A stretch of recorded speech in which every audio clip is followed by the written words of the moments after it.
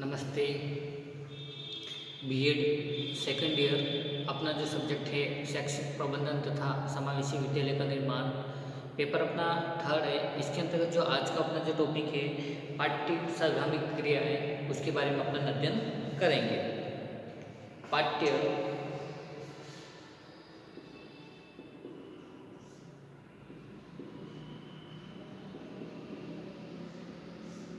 पाठ्य सरगामी क्रियाएं।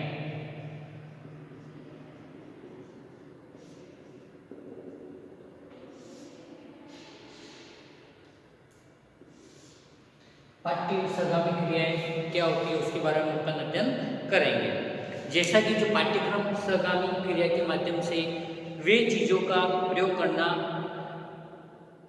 सीखते हैं, इसके अंतर्गत जो विभिन्न जो चुनौतियों का जो समाधान करने के लिए वे विश्लेषण, संश्लेषण और मूल्यांकन करते हैं, जिससे उनका बौद्धिक विकास होता है।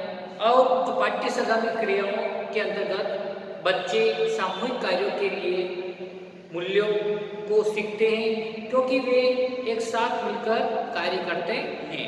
तो पाठ्य सरगामी क्रियाएं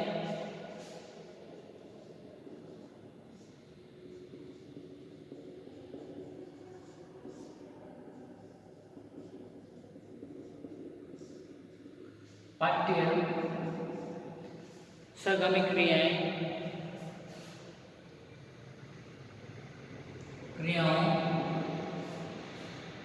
के माध्यम से वे चीजों का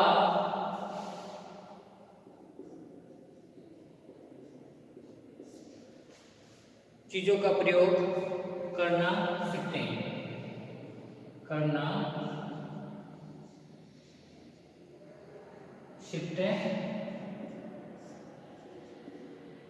हैं। और इसके अंतर्गत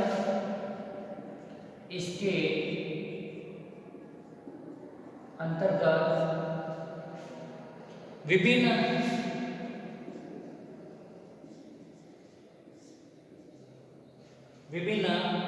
चुनौतियों का समाधान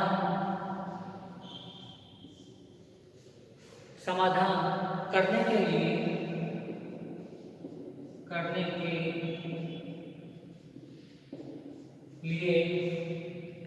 वे विश्लेषण,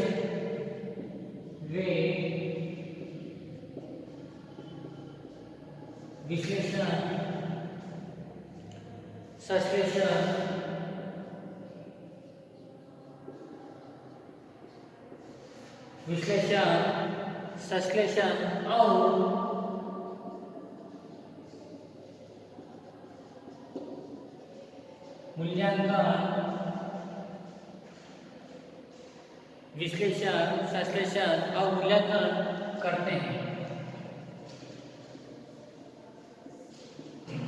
करते हैं, जिससे उनका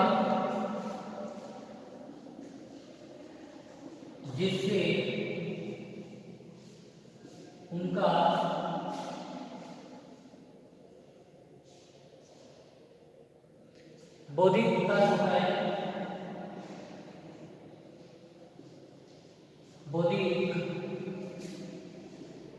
विकास होता है। इसी के साथ में जो बताया गया है, जो पाठ्य सरगामी क्रियाओं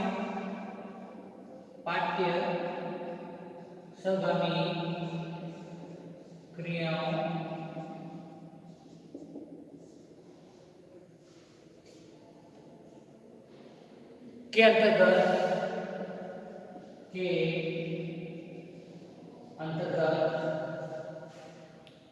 बच्चे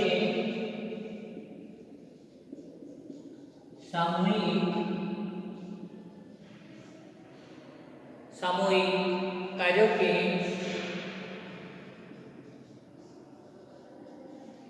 के मूल्यों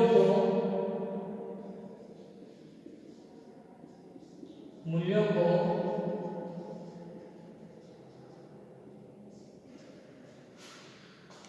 सीखते हैं,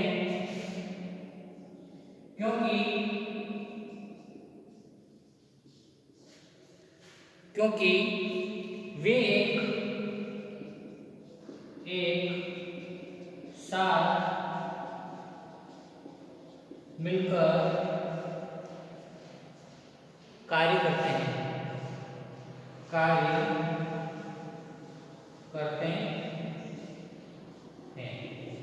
है ना।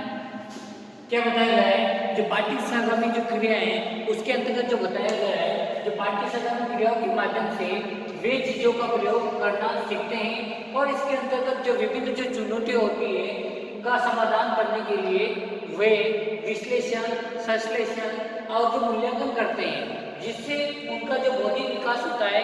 और जो पाठ्य सागामी क्रियाओं के अंतर्गत जो बच्चे सामूहिक कार्यों के मूल्यों को सीखते हैं, क्योंकि एक साथ मिलकर कार्य करते हैं। फिर इसी के साथ में जो बताया गया है,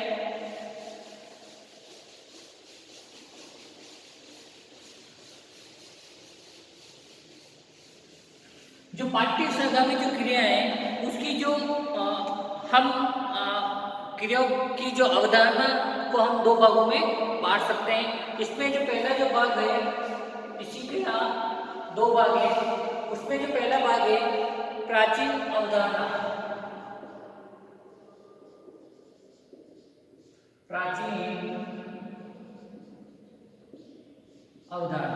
और सेकंड जो बताया गया है इसमें आधुनिक अवधारणा,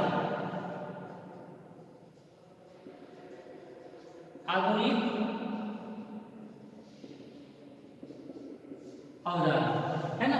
तो ये पाठ्य सागामी जो क्रिया है इसकी जो दो अवधारणा है, प्राचीन अवधारणा और सेकंड जो बताया गया है आधुनिक अवधारणा। जो प्राचीन अवधारणा है उसके अंतर्गत जो बताया गया है, जो इनको भिन्न भिन्न नामों से भी जाना जाता है, पाठ्य प्रवृत्तियां, पाठ्य सागामी प्रवृत्तियां और कक्षेतर प्रवृत्तियां।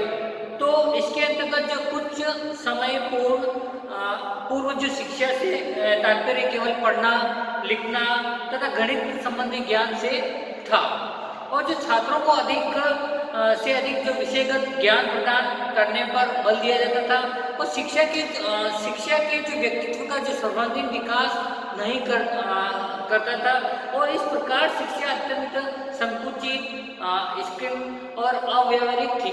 और इसी के अंतर्गत जो संगीत, नाटक, जो भ्रमण, स्काउटिंग, वाद विवाद, खेलकूद, ऐसे जो जैसी जो क्रियाओं को अशैक्षिक क्रिया माना जाता था, एवं इन क्रियाओं को शिक्षा जगत में कोई स्थान प्राप्त न था।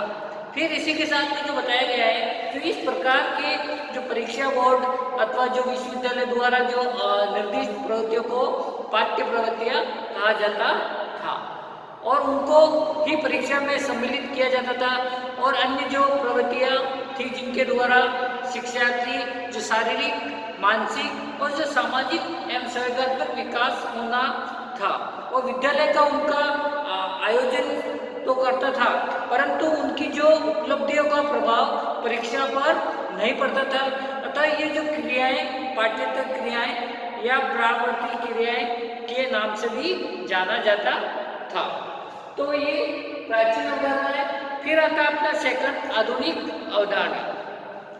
उसमें जो जैसे कि जो शिक्षा दर्शन की जो विचारधाराओं के परिवर्तन के साथ ही साथ जो अतिरिक्त तो पाठ्यक्रम क्रियाओं के संबंध एवं जो दृष्टिकोण में परिवर्तन हुआ है, और जो वर्तमान में इन्हें अतिरिक्त जो क्रियाएं न मानकर सगामी क्रियाएं मान जाने लगा है, और धीरे धीरे सगामी जो क्रियाएं हैं जो शिक्षा का एक आवश्यक अंग बन गया है, और आधुनिक जो विचारधारा के अनुसार पाठ्यक्रम विद्यालय के विषय तक ही सीमित नहीं है, वरन उसके अंतर्गत वे सभी अनुभव आते हैं जिनका बालक शिक्षालय में एवं उसके बाहर प्राप्त करता है। इसलिए अतिरिक्त क्रियाओं को पाठ्यक्रम का एक अभिन्न अंग माना गया है एवं अब इन क्रियाओं को पाठ्य सगामी क्रियाएं कहा जाता है। और निश्चित रूप से दोनों प्रकार की में से कोई भी